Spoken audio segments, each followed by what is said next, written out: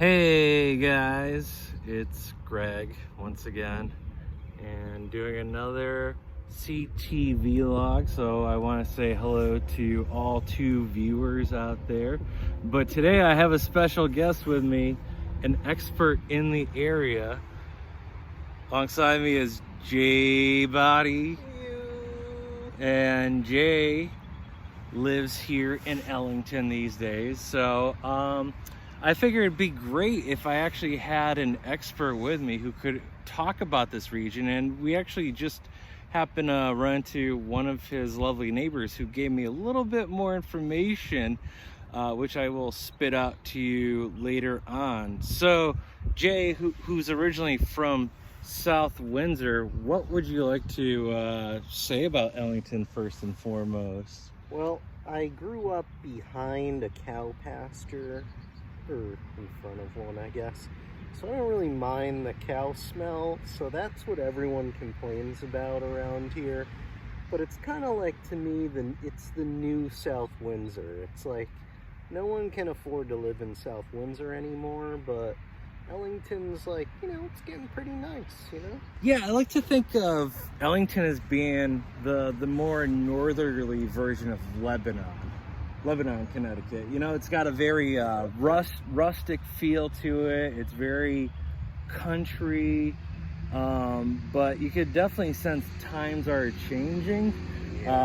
If I were to come here like 20-30 years ago, I probably would have seen 5 times as many farms over here. I mean, there's still tons of farmland, but it seems like it's going development. So a lot of these farmers are aging out, and the family lineage isn't going on much any longer. So why not make a quick buck and just do away with the land and allow either something like that to come up, or put in a new corporate building or something like that. And yeah, I mean, it's Ellington's got to be one of the flattest towns in all of Connecticut. Yeah. I was gonna say, I mean, you probably can't see it from here, but welcome to, new time. We go from some tiny YMCA to that ugly monstrosity. Just gotta stay with the Joneses these days, So that is a YMCA right over there? Yeah, it's like the size of a small mall, I would say. Wow, so they must have a great turnout then, obviously. Oh, and sure. The Y is definitely no cheap place to get a membership at. I've looked into it a number of times because I love to swim, and I'm actually at the point now where I'd like to start working out again. But guess what? I guess none of us can really do that. At least I don't know what. I think there is some sort of like salary scale, so if you don't really make a lot, you might not have to pay a lot. But if you make any sort of amount of money, unfortunately, fortunately, but unfortunately, this is me in 2020, not me in 2009 when I was unemployed for the full year. And yeah, the two highlights of my life, well, one involved drinking, and then the other one it was my road trip down to Florida. But yeah, I showed you those clips from the time me, Benny, and Wallace went down for the auto show, and yeah, that was a great time. A long time ago. And if you're ever in New York City, by the way, definitely hit up Brother Jimmy's if you like barbecue. Go there on a Monday night in particular to take advantage of the all-you-can-eat and all-you-can-drink for, I think 10 years ago it was $26 a head. And let's just say, and they give you a time limit. They're like, all right, so they poured us each a cup of beer, and then we drank it right in front of them. And they're like, okay, all right, that was cool. And they went back and they poured us, one more. And then the host is like, I'll be back, I'll get you guys another one. Of course, we're still drinking.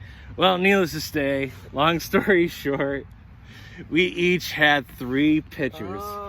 For a grand total of 9 pitchers of beer. 9 pitchers of beer.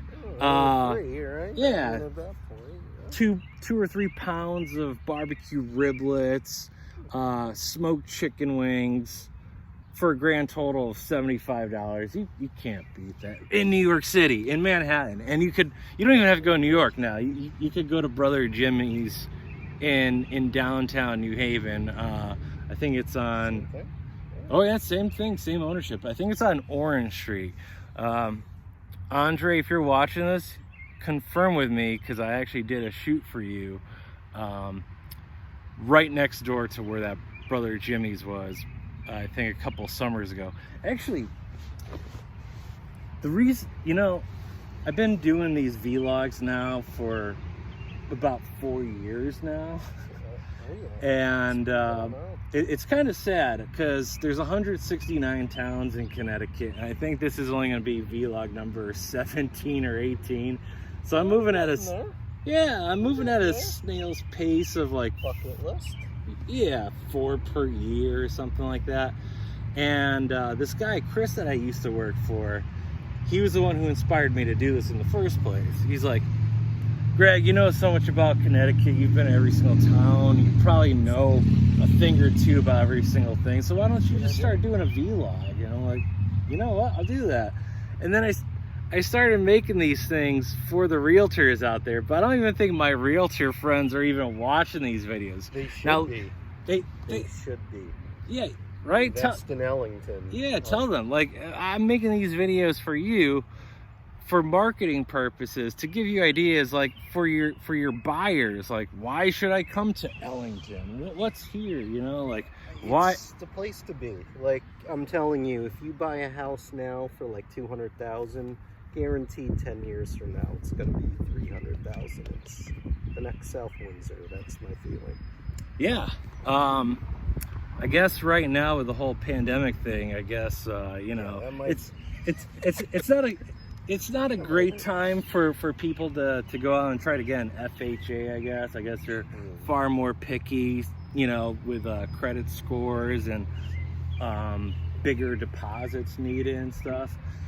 I'm kind of hoping that, no offense, sellers out there, that housing prices are going to go down.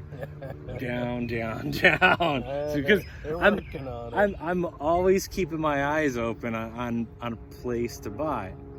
Assuming I'm going to stay in Connecticut for at least a few more years.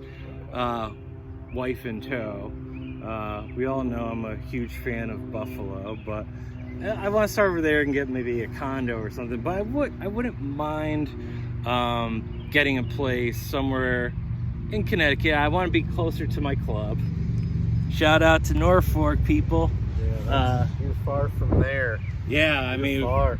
Yeah, we're good. Here. We're good, like hour and 20 minutes from the northwest corner of the state. Clearly, yeah. You know what? You got to put a club over here. I've been saying there got to be more curling clubs in Connecticut. I mean, if this was Saskatchewan, we'd already have, probably like 30-40 curling clubs. But I mean, for Christ's sakes, Team USA won gold in the last Olympics. If that's not a driving force to get people on the curling bandwagon. Yeah. USA, we need to fund that more. I think so. Absolutely. Now, you were talking about food. If you are going to come to Ellington, there is a place called 3J's Deli, okay? If you order like a grinder, you'll be eating it for like a month. I mean, the pizza there, I'm telling you, if you want to go to like a hometown, it literally has VHS tapes for sale. It feels like it's 1983. Same 2 people working there. That's my kind of jam. Is it kind of like a general store? Yeah, they got all sorts of really weird stuff. Honey, local honey, and, homemade ice cream. Ooh. Yeah.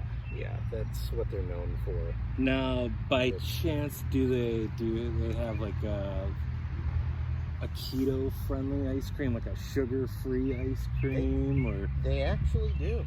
They do? They have some sort of something.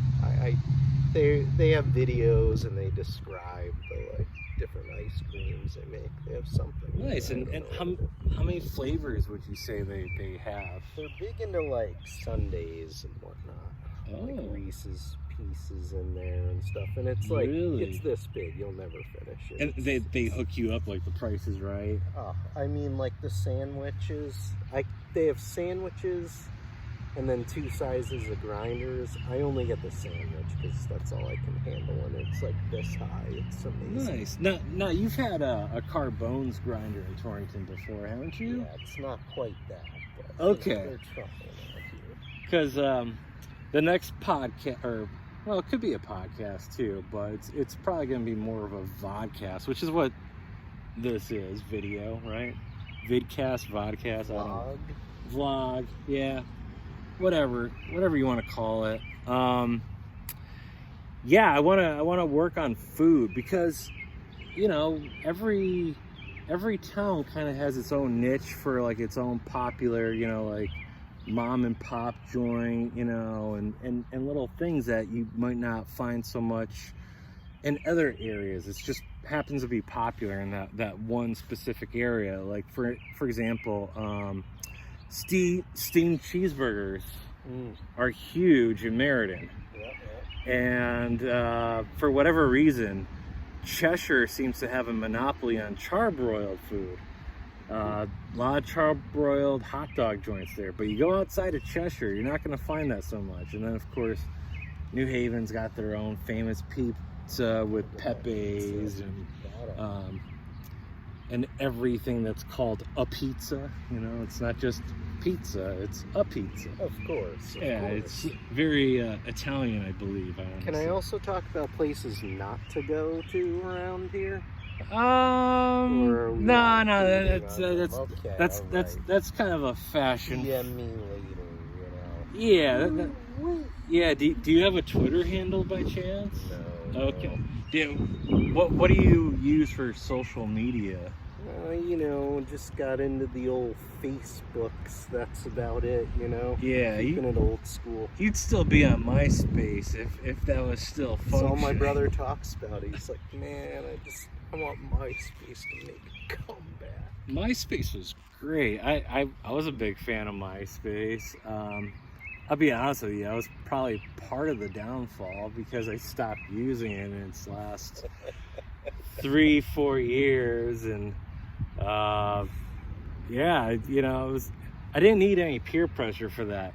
Facebook came out around a time when college was ending for me. I remember I was still at UConn with you guys, and Facebook had just taken off, and at that time you actually needed a college ID to get a login for that. Remember that? Like, no, I don't. Yeah, seriously, I kid you not. Like, part of the sign-up requirements is that you had to have an email address that ended in .edu or .gov or something like that. Something like really official. Like, yeah, you couldn't use Gmail or Hotmail or a Yahoo account. That wasn't acceptable for that time. People with like 10 Facebook accounts. Yeah, it's ridiculous. I should actually probably start another Facebook account. Yeah, no offense to my network folks. I'm pretty closeted, or my lips have been kind of sealed in truly expressing myself. You could say. I mean, this is the life of an artist, I guess you could say, right? Because you know, I'm a terrible musician, and now I do photography, and I kind of do that okay, good enough to actually make a career out of it anyways at this point. My history degree got me nowhere, unlike this guy. I mean, he's still going to school, working on 2 masters and teaching, and 2 more classes, and I'm never going back ever again. God bless you. I mean, I wouldn't mind going back to school. I actually originally went to be a computer science and engineering major, but when I realized I couldn't grasp math starting at calculus from there on out, yeah, that makes it tough. I had to go back to my fallback route, and I was like, you know what, my favorite passion that I feel as though I'm not going to do anything with was history. And so at least I have some kind of knowledge there. You have a degree, which is a lot more than I can say. Yeah, it's good to have a bachelor's degree, I'd say. And, you know, I kind of tested the waters a little bit being a substitute teacher between Torrington and Burlington, and That's a rough life. between working with 6th graders and 8th graders and sophomores, and let's just say it was not for me. No. And then Not for a lot of people. And then I actually got to sub for a couple of honors seniors, and by the time I reached those classes, it was actually too boring. I got more entertainment out of the younger bad kids. You know, the very first class I ever subbed for had 3 boys. I think this was a freshman class. They just threw me in the fire in Burlington. That's what they do. And I noticed these kids are throwing this thing around. I'm like, what's going on here? And then I confiscated it. It turns out it was a goddamn tampon. And then thankfully, I was about to go next door to check up with the other teacher, because she told me, she's like, if you're having any problems, you can always, stop next door. And that's a nice teacher. Yeah, and asked me to help you out there. And she actually came in and checked up on me, and I was just like, I hate to rat anyone out, but these 3 boys over here are throwing this tampon at each other and stuff. And she asked me, she's like, do you want to give them detention? And I'm looking at them, they're all just like, kind of like snickering to themselves.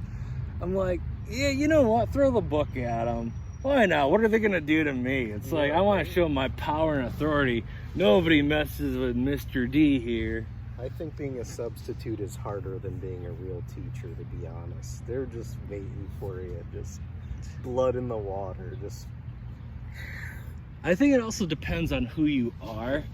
And I don't know how many of my old former classmates can think back to some of the substitutes, but I can remember their names even. Back in Torrington High School, we had Mr. Leone, who got fired because he actually slept with one of the students. That's a problem. Yeah, it's not a good thing. And I knew the guy was bad, because I remember he actually filled in for my history teacher. It was a freshman class. He comes in one time. He's like, so Mr. Betts said he wanted you guys to watch a video on Napoleon. I know you guys would find that to be rather boring, so I brought in my own tape that we're gonna play, and it's of my Irish jug band, and he puts it in. It's just him drunk at a bar, just like screaming and playing a guitar and stuff. I'm like, I don't think this is relevant to the course or the material that we're supposed to be learning here. Oh, that's good.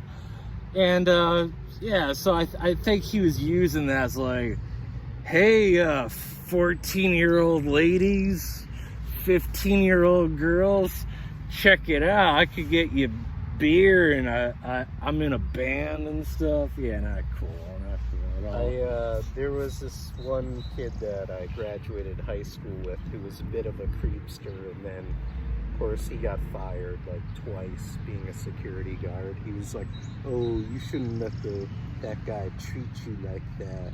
I could treat you better. Nope. Fired. I've been racking my brain about different stuff to talk about, okay? Food. Another one, Rockville downtown. I think it's East Main. Craig's Kitchen. Have you heard of this place? Now, Rockville is technically a part of Vernon, right? Yeah, it's very close. Ellington. Well, yeah, Vernon. this is that greater area where basically you're a stone's throw away from Vernon, Rockville, and not too far away from Tolland also, right? Yeah, I think. pretty close. Yeah. Well, because I mean, I just drove 15 minutes from the opposite end of Ellington because I was over by Crystal Lake. That's good. And yeah, over there, I mean, I just kept seeing all the signs to Stafford Springs. Well, Craig's Kitchen, right? Soul food. They got like, you know, jerk chicken and, you know, all the usuals. I had collard greens So is it, for the first time. Is it a Jamaican-owned place? It's actually a guy from Detroit. Oh. Pretty cool story. Like, Do they make pizza by chance? No. They're more like just like ribs and Oh, okay. yams and stuff. Even though I haven't touched a real pizza in quite a while, I am hankering a real Detroit-style pizza. You can go to some place like Little Caesars, which is modeled after a real Detroit-style pizza. The thickness, the size, and stuff. The ingredients kind of not so good. And that's why, if you're a Red Wings fan, then you know the name of the new arena that they play in, the hockey team plays in, is now the Little Caesars Arena. It's no longer the Joe Louis Arena. Well, the guy, Mike Ilitch, the former owner who passed away, who owned the Red Wings, he was also the founder of Little Caesars Pizza.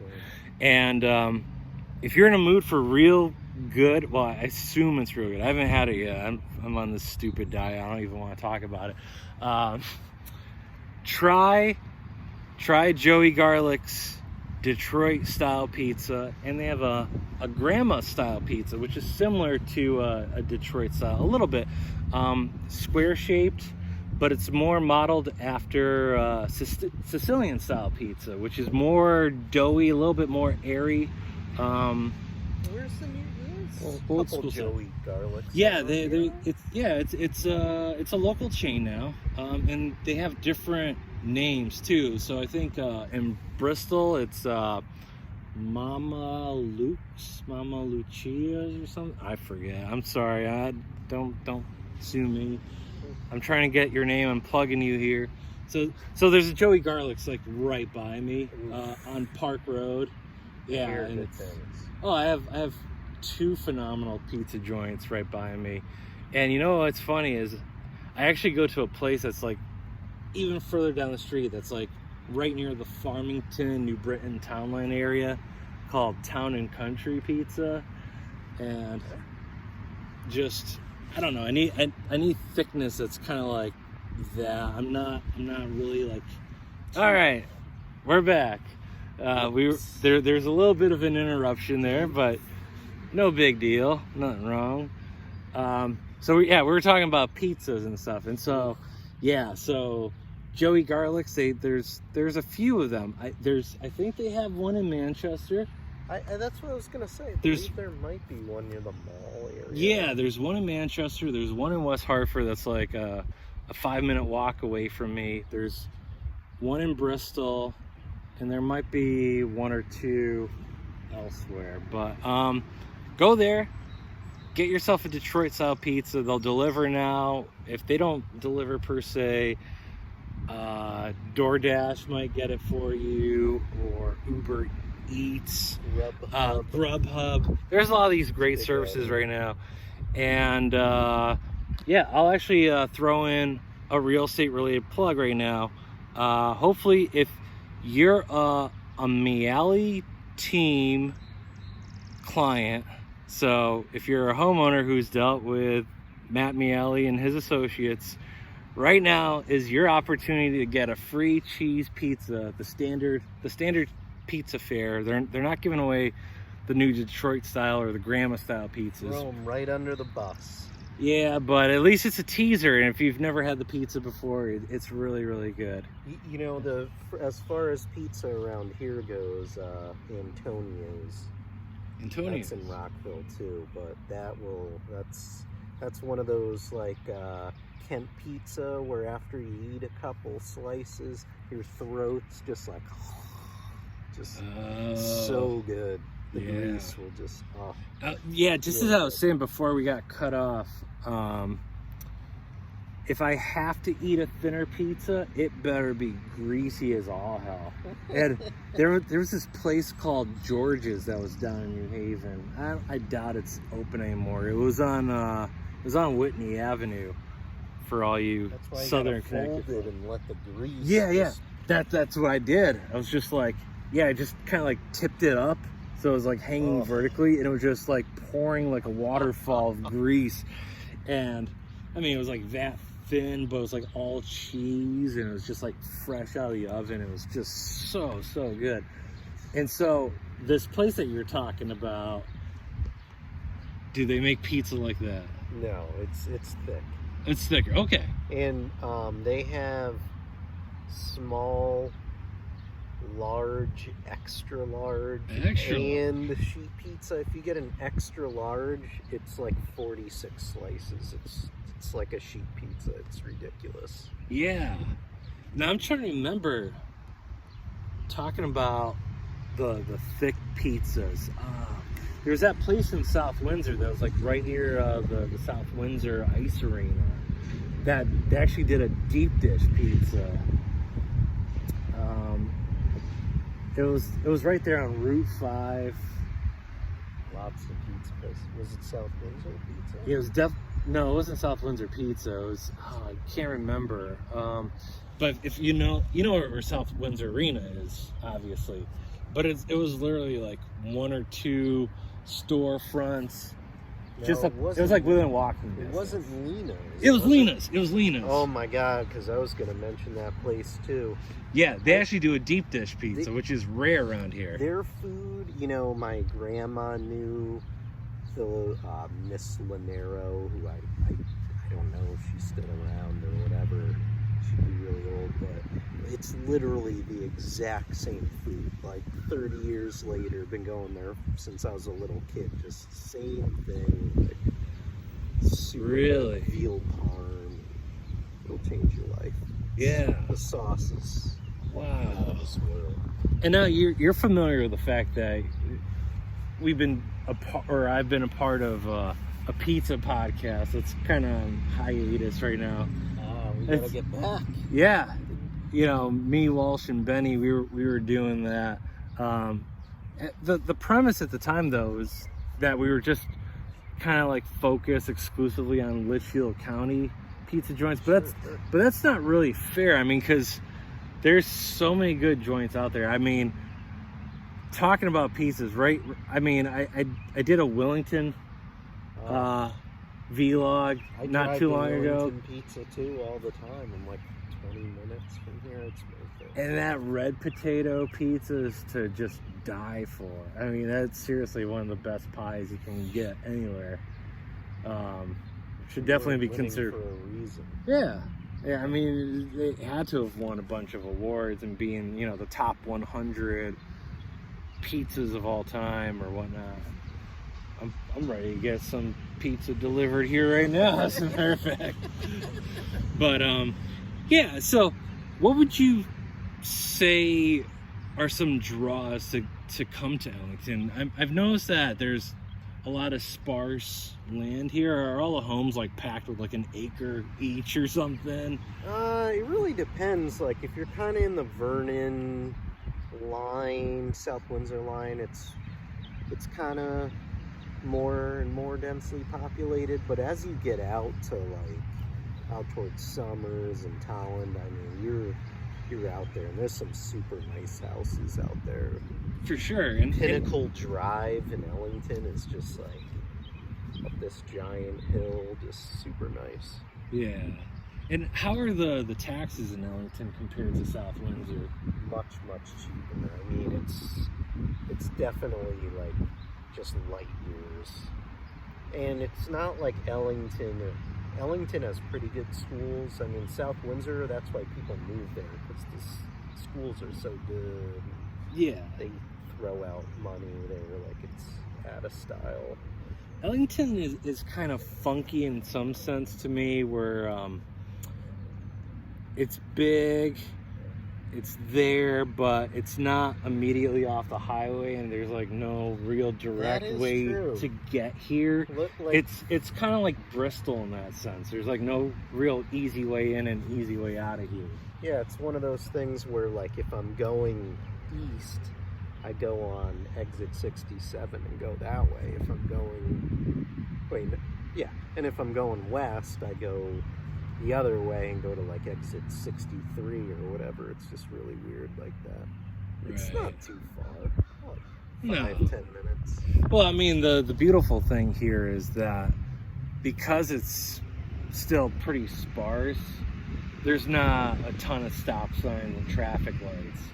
And speaking of stop signs, I can't wait for you East Hartford folks for the day for when I actually do a vlog over there, because East Hartford is like the capital of stop signs. I think I even read somewhere that a lot of stop lights too. There's a lot of stop lights, but a lot of stop signs. It's just not a good it's not a good town for cars, because that stopping and going just wears and tears on your car.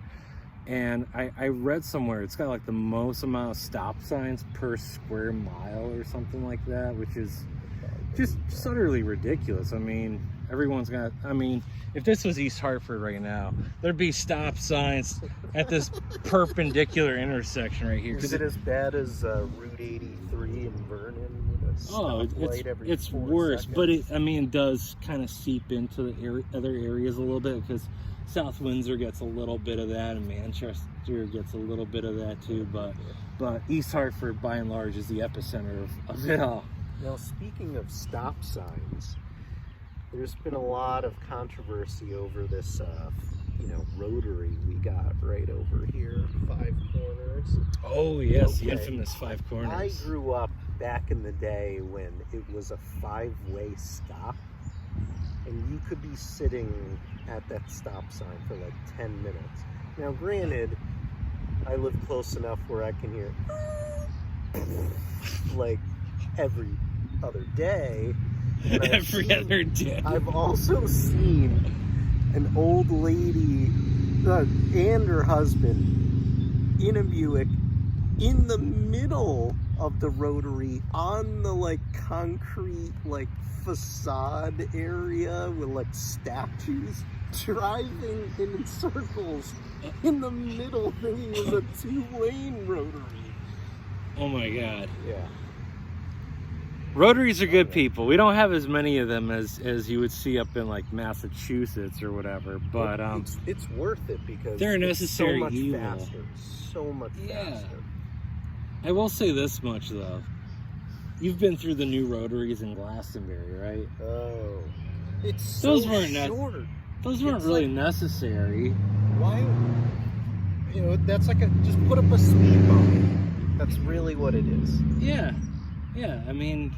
And it's like every block, instead of having a stop sign, we're just going to have a rotary? Like, real? What? Yeah, I mean, if I had a business that was on Hebron Avenue, I probably would have taken it out of there and protested those stupid rotaries. Absolutely pointless. Goodness. So, how many people live in Ellington? That's a great question. I want to say like maybe 12,000. Sounds about right. And it strikes me as a generational kind of town where like people who live here came from a family lineage that goes back generations that have lived here. Like the Zonners. Okay. So we like have some, I believe they're Mennonites or Church of what? I don't know, or Church of Latter-day Saints. But anyways, we have a lot of like Swiss people that kind of run Ellington.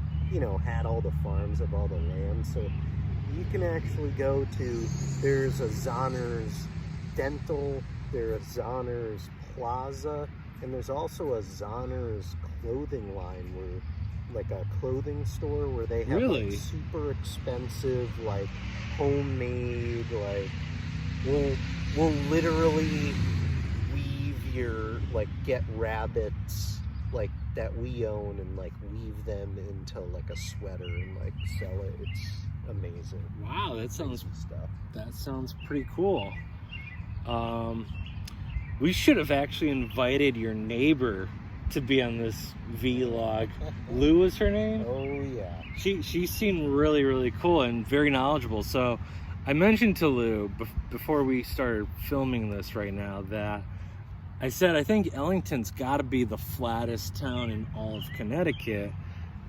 Probably not counting anything that's on the shoreline, but frankly that's inland for sure, because as soon as we leave here and you go out towards places like Tolland and Mansfield and Coventry and Stafford is super rocky. yeah, it gets all hillish. Yeah, you feel the elevation changes, and over here it's just all open farmland.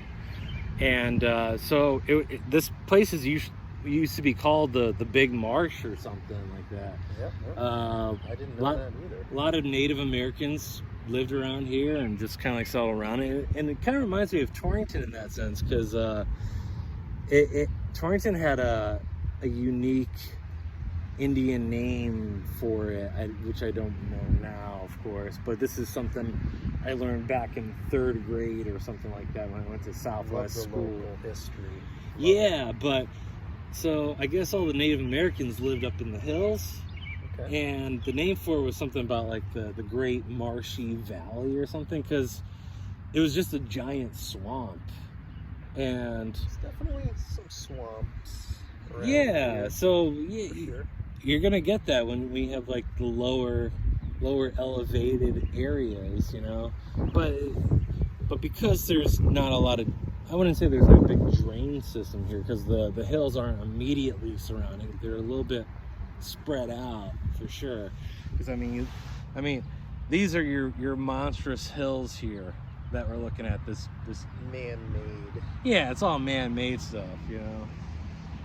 But other than that, I mean, you could It's super flat. load up on soccer fields and baseball fields and Right down the street, I mean, there's a park that's like, it's all the parks are just like, they didn't even have to grade it. It's crazy.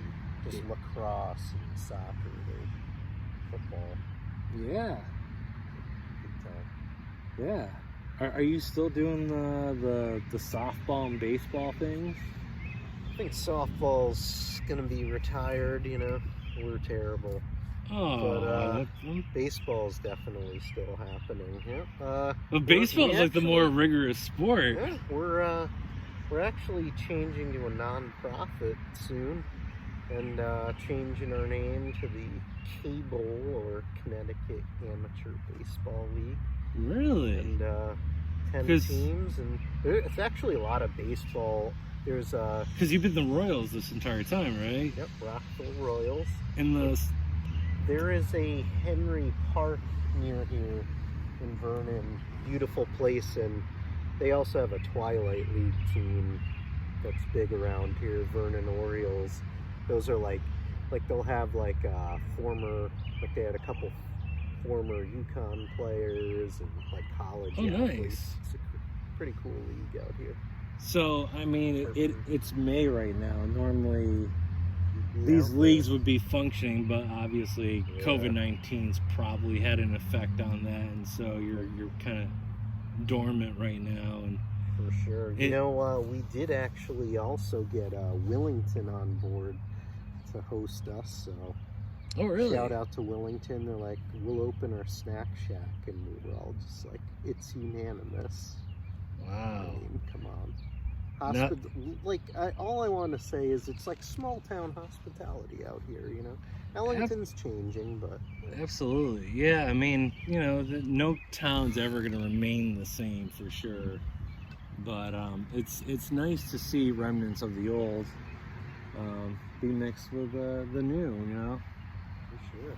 But yeah, so thank you, Jay, for That was awesome. talking about Ellington with me, and we will get this up and running real soon, and we'll have to do it again, and we'll, you know, I'd love to talk about other places like Stafford We and got plenty Vernon to maybe talk with about you. in And Stafford for sure.